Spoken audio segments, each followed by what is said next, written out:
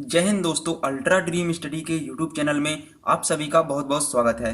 दोस्तों, आज की इस वीडियो में हम लोग पढ़ने वाले हैं नागरिकता अधिनियम 1955। यानी कि जो 1955 का यह नागरिकता अधिनियम है, यह मूल नागरिकता अधिनियम है जिसका नाम है नागरिकता अधिनियम 1955। दोस्तों, हम पढ़ रहे हैं इंडियन पॉलिटी, और इंडियन पॉलिटी में हम लोगों ने यूनियन एंड इट्स टेरिटरी पूरी तरह से, यानी कि जो संविधान का भाग 1 है उसको हमने पूरी तरह से कंप्लीट कर लिया है। और हम इस वाले वीडियो में पढ़ेंगे भारतीय नागरिकता। और दोस्तों, जो भारतीय नागरिकता का पार्ट 1 था वो इससे पहले अपलोड कर दिया गया है, जिसमें हम लोगों ने आर्टिकल 5 से 11 तक के बारे में डिटेल से पढ़ने की कोशिश की थी।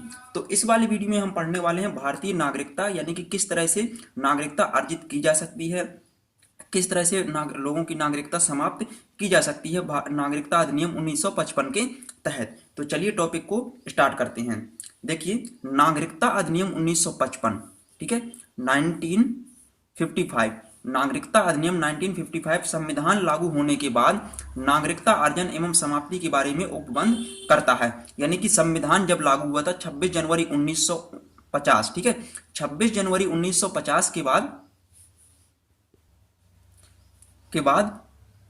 26 जनवरी 1950 जो डेट थी, तो उसके बाद नागरिकता का अर्जन एवं उसकी समाप्ति के बारे में यह जो हमारा अधिनियम है 1955 वाला, यह उपबंध करता है। और दोस्तों, जो नागरिकता अधिनियम 1955 है, इसे 8 बार संशोधित किया जा चुका है अभी तक। कब कब संशोधित किया गया था? देखिए, 1957 में पहली बार संशोधित किया गया था, इसके बाद 1960 में, 1985 में, 1986 में, 1992, 2003, 2005 और अभी न्यू 2015 में इसको संशोधित किया गया था। ठीक है, तो अभी तक नागरिकता अधिनियम 1955 जो मूल अधिनियम था नागरिकता के बारे में, तो उसको 8 बार संशोधित किया जा चुका है। ठीक है, तो इसको याद रखिए। अब देखिए, देखते हैं नागरिकता का अर्जन किस तरह से किया जाता है। देखिए, जो नागरिकता अधिनियम 1955 है वो नागरिकता प्राप्त करने की 5 शर्तें बताता है।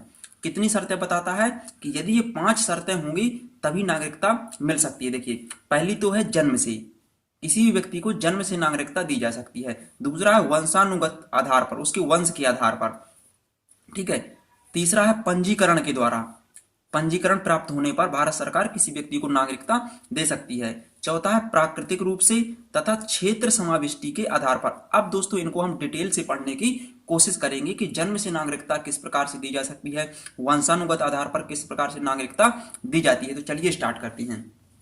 देखिए, यदि हम जन्म से नागरिकता की बात करें तो 26 जनवरी 1950 को या उसके बाद, यानी कि 26 जनवरी 1950 को जब हमारा संविधान लागू हुआ था तो उस दिनांक को या फिर उसके बाद, परंतु दोस्तों 1 जुलाई 1947 से पूर्व, ठीक है, 26 जनवरी 1950 को या उसके बाद परंतु 1 जुलाई 1947 से पूर्व जन्मा व्यक्ति अपने माता पिता के जन्म की राष्ट्रीयता के बावजूद भी भारत का नागरिक बन सकता है। यानी कि इसमें माता पिता की राष्ट्रीयता डिपेंड नहीं करती है बच्चे की नागरिकता प्राप्त करने के लिए। ठीक है, तो वो व्यक्ति माता पिता के जन्म की राष्ट्रीयता की, यानी कि उनके माता पिता के जन्म की राष्ट्रीयता क्या है, वो नागरिक है या नहीं, ठीक है, तो उनकी राष्ट्रीयता के बावजूद भी वो व्यक्ति भारत का नागरिक होगा।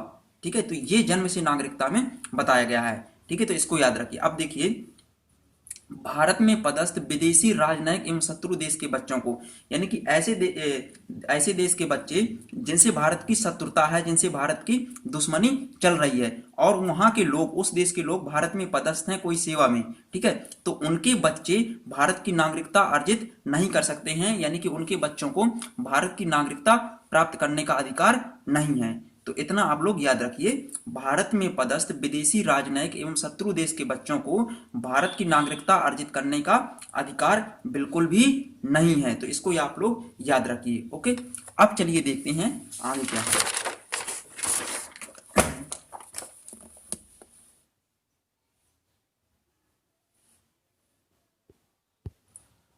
देखिए, अगला है वंश के आधार पर। ठीक है, देखिए, वंश के आधार पर किस तरह से किसी व्यक्ति को नागरिकता मिलती है।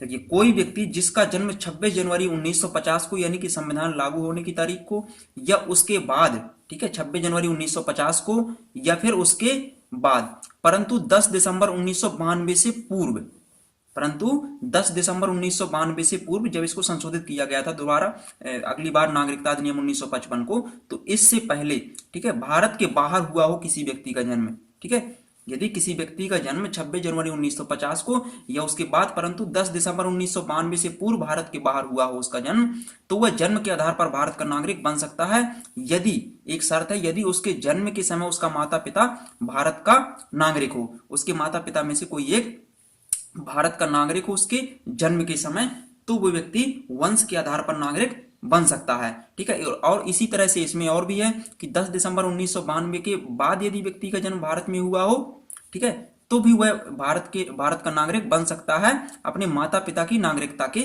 आधार पर, ठीक है। तो इसको याद रखिए। अब देखिए तीसरा है पंजीकरण के द्वारा। अब देखिए पंजीकरण के द्वारा किस तरह से नागरिक बन सकते हैं लोग। देखिए केंद्र सरकार को आवेदन देना होता है नागरिकता के लिए, ठीक है। केंद्र सरकार आवेदन प्राप्त होने पर किसी व्यक्ति को भारत के नागरिक के रूप में पंजीकृत कर सकती है। किसी भी व्यक्ति को भारत के नागरिक के रूप में पंजीकृत कर सकती है यदि उसे आवेदन प्राप्त होता है। लेकिन इसमें एक बात याद रखना कि वह व्यक्ति इन जो नीचे लिखी गई हैं श्रेणियां, इन श्रेणियों से संबद्ध होना चाहिए। वो कौन कौन सी श्रेणियां हैं देखिए।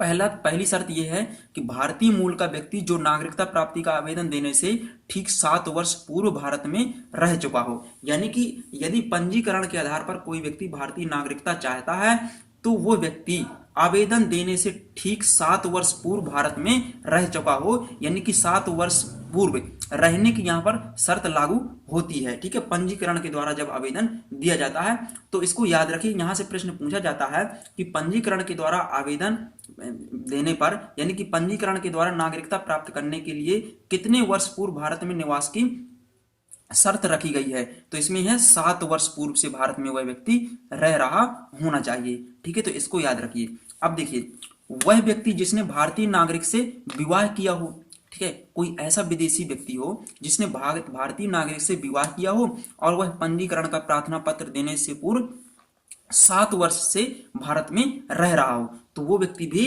पंजीकरण के द्वारा इस शर्त से भारत का नागरिक बन सकता है, ठीक है। तो ये भी शर्त याद रखना कि जिसने भारतीय नागरिक से विवाह कर लिया हो और उसने पंजीकरण किया हो नागरिकता के लिए, ठीक है, भारत सरकार से, और उससे पहले यानी आवेदन करने से पहले वह 7 वर्ष से भारत में लगातार रह रहा हो, तो वो व्यक्ति भारत का नागरिक बनने के योग्य है।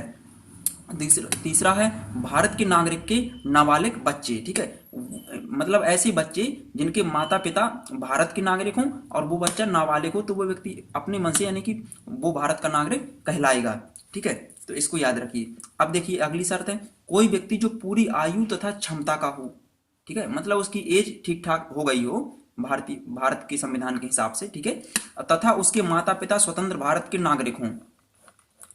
एक तो ये है कि कोई व्यक्ति जो पूरी आयु तथा क्षमता को हो एवं उसके माता पिता स्वतंत्र भारत के नागरिक हों, या फिर वह पंजीकरण का इस प्रकार का आवेदन देने से पूर्व, या फिर एक तो शर्त यह कि उसके माता पिता भारत के नागरिक हों, अगर भारत के नागरिक नहीं है तो फिर वह पंजीकरण का इस प्रकार का आवेदन देने से 12 महीने से साधारणतः निवास कर रहा हो, ठीक है, तो वो व्यक्ति भारत का नागरिक बन सकता है। और किस आधार पर? पंजीकरण के द्वारा आवेदन देने पर, ठीक है, आवेदन देने के आधार पर, ठीक। तो ये है तीसरा प्रकार पंजीकरण के द्वारा नागरिकता अर्जित कैसे की जाती है, ठीक है, तो इसको याद रखिए।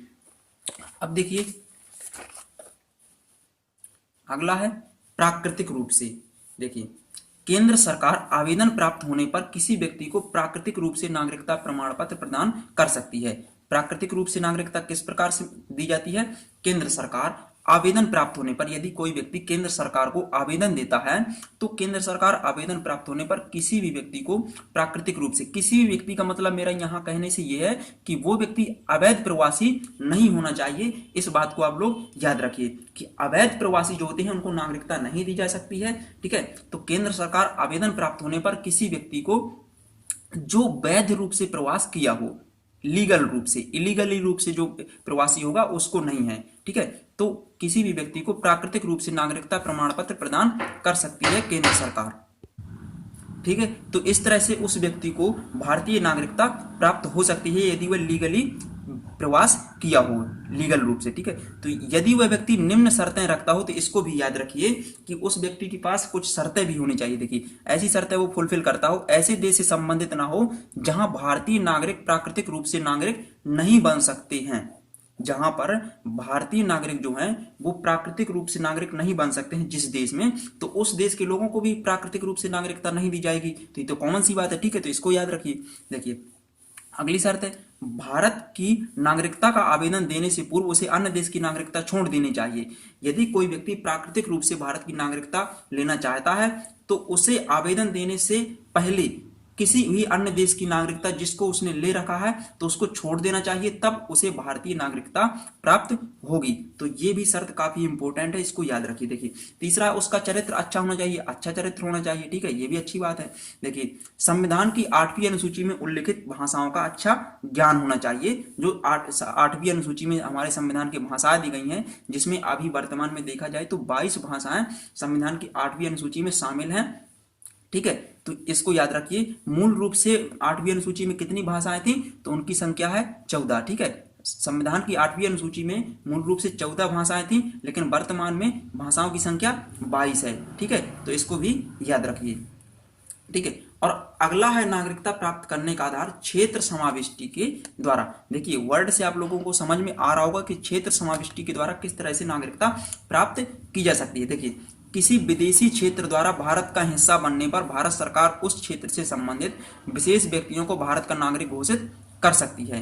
देखिए किसी विदेशी क्षेत्र द्वारा भारत का हिस्सा बनने पर, कोई भी विदेशी क्षेत्र ऐसा है जो भारत का हिस्सा बन चुका है यानी कि बनने वाला है, तो भारत सरकार उस क्षेत्र से संबंधित सभी व्यक्तियों को, जो भी व्यक्ति हैं उनको भारत की नागरिकता दे देगी, ठीक है, और उनका भारत का नागरिक घोषित कर दिया जाएगा। जैसे कि पांडिचेरी का भारत में क्या किया गया था, उसको मिलाया गया था भारत में, ठीक है। तो वहां के जो लोग थे उनको भारत की नागरिकता दे दी गई थी। इसी तरह से गोवा को जब भारत में अर्जित किया गया था, दमन एवं दीव को, तो वहां के जो लोग थे वो अपने आप ही भारत के नागरिक बन गए। किस आधार पर, क्षेत्र समाविष्टि के द्वारा, ठीक है। तो इसको भी आप याद रखिए, ठीक है। तो ये दोस्तों 5 प्रकार है नागरिकता प्राप्त करने के, कि जो नागरिकता अधिनियम 1955 में बताई गई हैं। तो इस तरह से नागरिकता अर्जित की जा सकती है, भारतीय नागरिकता, ठीक है। अब देखिए नागरिकता की समाप्ति किस तरह से करता है नागरिकता अधिनियम 1955। देखिए इसमें 3 प्रकार बताए गए हैं। देखिए पहला तो ये है स्वैच्छिक त्याग से, ठीक है। यदि कोई व्यक्ति अपनी इच्छा से भारत की नागरिकता त्याग देता है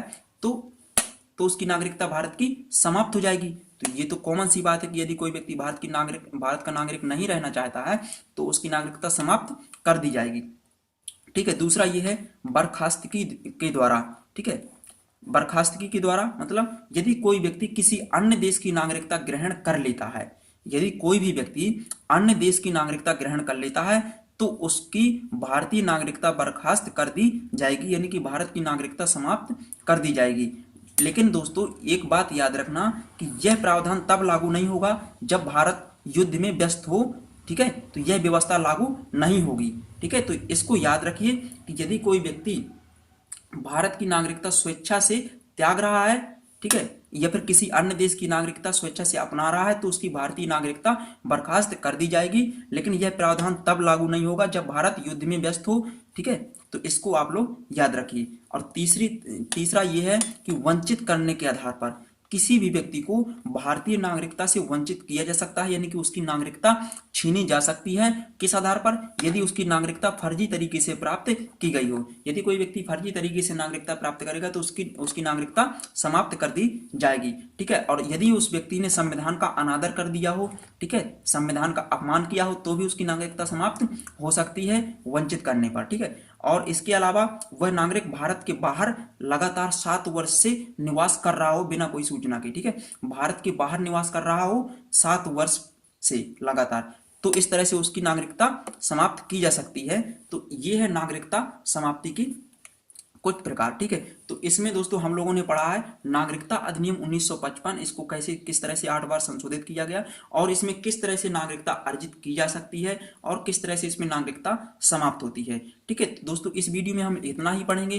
दोस्तों यदि वीडियो पसंद आए तो वीडियो को लाइक करें और चैनल को सब्सक्राइब करें। और दोस्तों इसके बाद हम लोग पढ़ेंगे जो भाग 3 है, यानी कि ये भाग 2 से संबंधित है भारतीय नागरिकता, और इसमें जो भी चीजें बच गई हैं तो उनको हम लोग किसी और वीडियो में सेपरेटली कंप्लीट कर लेंगे। तो इस तरह से दोस्तों हम डिटेल वाइज जियोग्राफी पॉलिटी पढ़ने की कोशिश करेंगे। तो आप लोग बने रहिए हमारे साथ। धन्यवाद।